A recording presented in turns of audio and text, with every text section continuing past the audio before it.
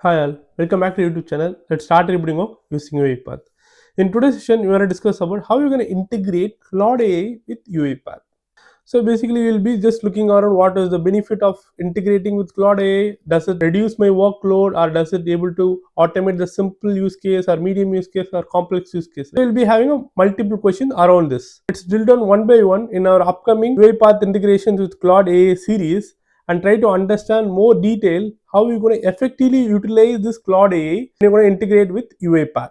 So as an initial video, I'll just quickly call out the prerequisites, and our upcoming videos will just help you to install all these dependencies one by one and help you to how to drive the automation from scratch if you're a beginner of integrating with the Claude AI with UiPath. So before jumping to the prerequisites, let me just quickly show you something. Just hit launch my PowerShell.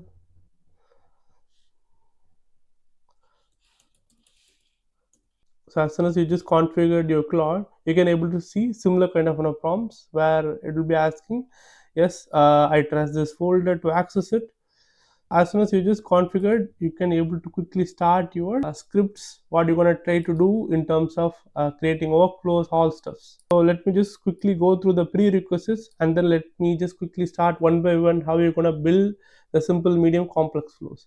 So as a quick prerequisite, we just need to install the Node.js latest version, as well as Git, and then UiPath CLI, and then as well as the Claude skills.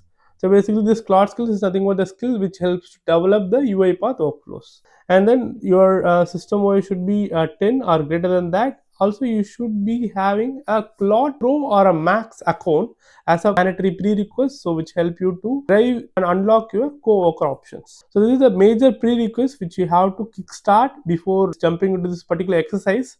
So maybe I'll just quickly help you how to proceed one by one on each every steps. Hope you'll be more excited and looking forward all the videos. Stay tuned for next video. Thank you.